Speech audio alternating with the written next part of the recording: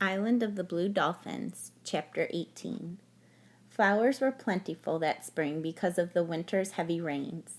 The dunes were covered with mats of sandflowers, which are red and have tiny eyes that are sometimes pink and sometimes white. Yuccas grew tall among the rocks of the ravine. Their heads were clustered with curly globes, no larger than pebbles, and the color of the sun when it rises. Lupines grew where the springs ran. From the sunny cliffs and crevices where no one would think anything could grow sprang little red and yellow fountains of the combo bush. Birds were plentiful too. There were many hummers which can stand still in the air and look like bits of polished stone and have long tongues to sip honey with. There were blue jays, which were very quarrelsome birds, and black and white peckers that pecked holes in the yucca stalks and the poles of my roof, even in the whalebones of the fence.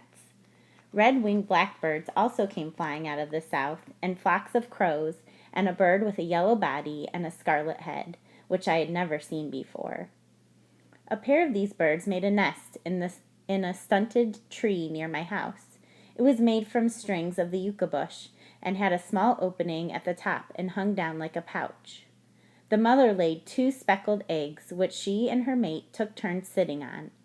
After the eggs hatched, I put shreds of abalone under the tree, and these she fed her young. The young birds were not like their mother and father, being gray and very ugly, but anyway, I took them from the nest and put them in a small cage that I made of reeds. So later in the spring, when all the birds except the crows left the island and flew off to the north, I had these 2 for friends. They soon grew beautiful feathers like those of their parents and began to make the same sound, which was reap, reap.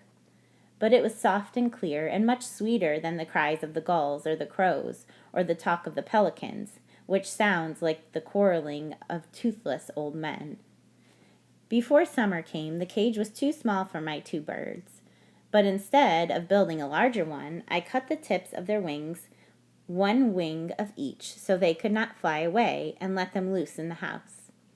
By the time their wings had grown out, they had learned to take food from my hand. They would jump down from the roof and perch on my arm and beg, making their reap-reap sound. When their wings began to feather out, I cut them again. This time I let them loose in the yard, where they hopped around hunting food, perching on Rontu, who by now had gotten used to them. The next time they feathered out, I did not trim their wings, but they never flew further away than the ravine, and would always come back at night to sleep, and no matter how much they had eaten, to ask for food. One, because he was larger, I called Tainor. I named him after a young man I liked who had been killed by the Aleuts. The other was called Lurai, which was a name I wished I had been called instead of Karana. During the time that I was taming the birds, I made another skirt. This one I also made of yucca fibers softened in the water and braided into twine. I made it just like the others, with folds running lengthwise. It was open on both sides and hung to my knees. The belt I made of sealskin, which could be tied in a knot. I also made a pair of sandals from sealskin for walking over the dunes when the sun was hot, or just to be dressed up when I wore my new skirt of yucca twine. Often I would put on the skirt and the sandals and walk along the cliff with Rontu. Sometimes I made a wreath of flowers and fastened it in my hair. After the Aleuts had killed our men at Coral Cove, all the women of our tribe had singed their hair short as a sign of mourning.